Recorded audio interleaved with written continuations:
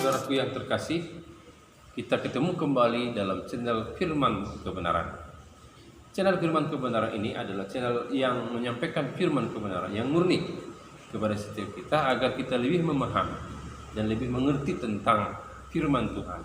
Sebab pengertian yang benar tentang firman Tuhan membuat kita semakin cinta kepada Tuhan, semakin cinta melakukannya. Oleh sebab itu, saudara-saudaraku yang terkasih, topik kali ini adalah dengan judul 3 unsur dalam tubuh manusia. 3 unsur dalam diri manusia yang harus diberi makan. 3 unsur dalam diri manusia yang harus diberi makan. Jadi artinya, saudaraku, dalam diri manusia ada 3 hal penting yang harus dipelihara agar sempurna. Nah, berangkat dari firman Tuhan 1 Tesalonika 5 ayat 23. Semoga roh, jiwa, dan tubuh terpelihara sempurna sampai pada kedatangan Tuhan kali yang kedua. Semoga roh, jiwa, dan tubuh terpelihara sempurna sampai kedatangan Tuhan kali yang kedua. Jadi kesempurnaan tubuh, kesempurnaan jiwa, kesempurnaan roh itu berkaitan erat dengan kedatangan Tuhan kali yang kedua. Haleluya, saudara. Nah, saudaraku yang terkasih dalam Tuhan, tentu untuk agar unsur yang 3 itu dapat terpelihara, unsur jiwa, unsur tubuh, dan unsur roh terpelihara, tentunya saudara-saudaraku, ya, unsur yang ketiga itu harus diberi makan. Ya, harus diberi makan. Nah, oleh sebab itu, apa itu makanan jiwa? Apa itu makanan roh? Apa itu makanan tubuh? Jadi masing-masing harus diberikan makan. Yang pertama yang harus kita bahas, yang pertama adalah dulu makanan tubuh. Apa itu makanan tubuh? Makanan tubuh adalah makanan yang dibutuhkan oleh tubuh. Ya, nutrisi, 4 sehat 5 sempurna, olahraga, tidak begadang, itu makanan tubuh.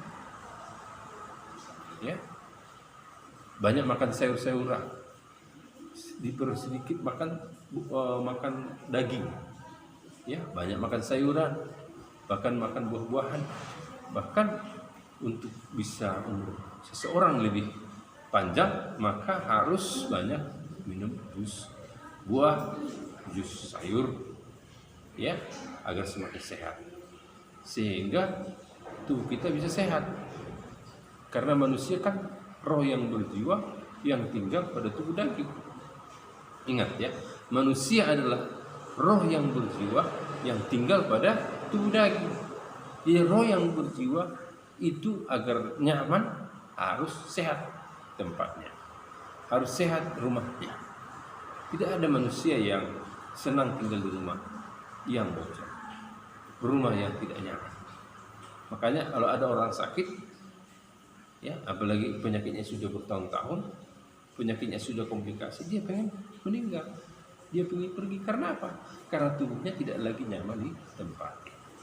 Peredaran darah tidak lagi lancar, jantung sudah mulai tidak lagi luasa memompa darah, paru-paru juga sudah mulai sulit bernapas, ya, dan lain-lain. Banyak penyakit, diabetes dan lain-lain. Jadi oleh sebab itu perlu kita jaga kesehatan kita. Ya, sebagai orang Kristen harus menjaga kesehatan. Tidak perlu makan daging terlalu banyak. Ya. Oleh sebab itu tubuh kita harus dirawat sehat, menjadi pribadi yang sehat. Ya. Agar roh yang berjiwa tadi nyaman tinggal dalam tubuh daging tersebut. Nah, ini. Itulah. Jadi makanan tubuh, itulah makanan tubuh. 4 sehat 5 sempurna, olahraga, ya, teratur tidur, makan buah-buahan, makan sayur-sayuran. Yang penting sekali-sekali rekreasi. Ya, oleh sebab itu saudaraku yang terkasih, itulah makanan tubuh. Jadi unsur yang pertama adalah makanan tubuh.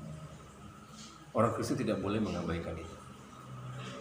Ya, makanan tubuh, yaitu tadi 4 sehat 5 sempurna dan lain-lain yang sudah saya jelaskan. Ya. Haleluya saudaraku yang terkasih. Yang kedua adalah makanan jiwa. Nah, makanan jiwa ini ada juga. Ya, jiwa itu adalah apa sebenarnya? Jiwa itu adalah pikiran, perasaan, dan keinginan. Jiwa itu adalah pikiran, perasaan, dan keinginan. Dan ada makanannya. Tentu ada makanannya yang sehat, ada makanannya yang tidak sehat. Nah, makanan yang tidak sehat yang sering kita konsumsi, dikonsumsi oleh jiwa kita adalah misalnya kabar-kabar yang tidak baik, gosip-gosip, ya, hal-hal yang bersifat najis, ya, itu adalah makanan yang tidak sehat bagi jiwa kita. Ya, kabar-kabar yang menakutkan, ya. Tetapi ada makanan jiwa yang sehat. Apa kira-kira? Makanan jiwa yang sehat adalah firman Tuhan. Ya, dalam kitab Wahyu dikatakan berbahagialah orang yang mendengar firman Tuhan. Berbahagialah orang yang menyampaikan firman Tuhan. Berbahagialah orang yang membaca firman Tuhan dan menuruti firman Tuhan. Jadi firman Tuhan ini adalah makanan bagi jiwa kita. Ya, semakin banyak kita makan dari firman Tuhan, jiwa kita semakin damai, semakin tenang, semakin bahagia. Saudara-saudara, jangan masukkan makanan-makanan yang tidak sehat. Masukkanlah makanan-makanan yang sehat agar jiwa kita sehat, pikiran, perasaan, dan keinginan kita sehat senantiasa. Saudara-saudaraku yang dikasihi, ya, itu makanan jiwa yang sehat, itu firman Tuhan. Pada mulanya adalah firman. Firman itu bersama-sama dengan Tuhan, dan firman itu adalah Tuhan sendiri. Harus suka mendengar firman, harus suka membaca firman, harus suka mempraktikkan firman. Haleluya. Bacalah firman Tuhan secara teratur untuk menjadi makanan bagi jiwa kita, agar jiwa kita sehat senantiasa sampai pada kedatangan Tuhan kali yang kedua. Yang ketiga adalah makanan rohani. Makanan roh. Apa itu makanan roh?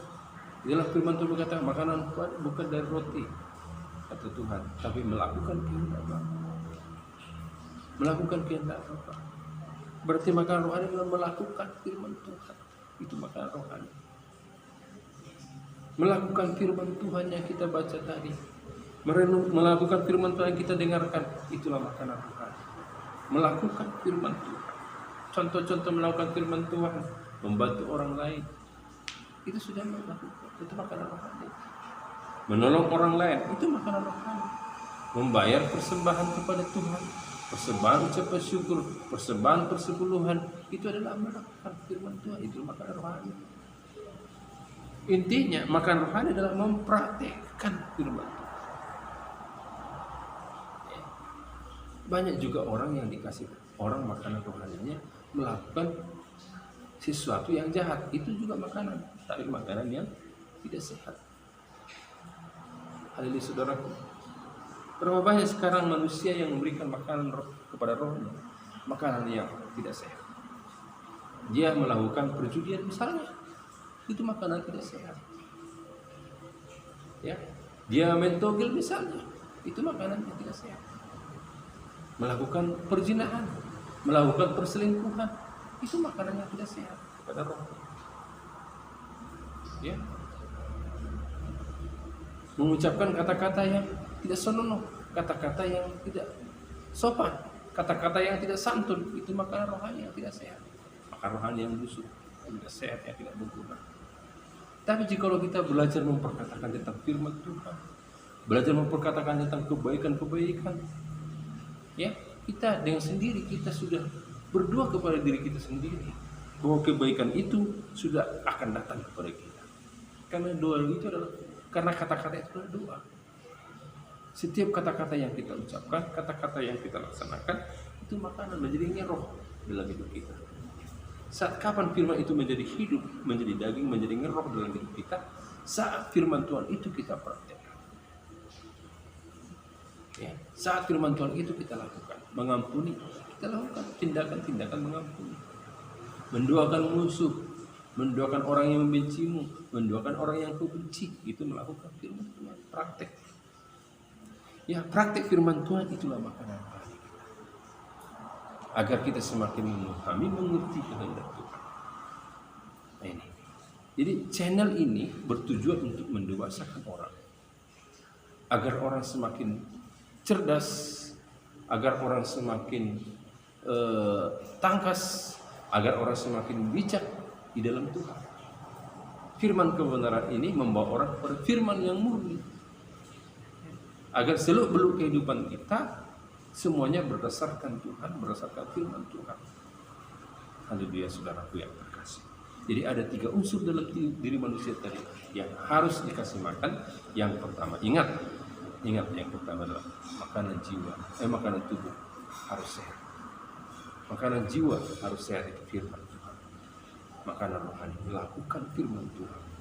Agar kita melakukan firman Tuhan dalam kehidupan kita, kita semakin mantap dalam bertindak, mantap dalam bersikap menghadapi apapun tantangan dalam kehidupan kita. Saya akhirnya percaya, jikalau 3 makanan yang kita kasih ini akan menjadi pribadi, kita menjadi pribadi yang sempurna di hadapan Tuhan. Ketika kita sudah menjadi pribadi yang sempurna di hadapan Tuhan, ketika kedatangan Tuhan sudah tiba, kita ikut terang, ikut bersama Tuhan di awan-awan yang permai, hidup kekal bersama Dia. Disebutlah kita mempelai perempuan Tuhan.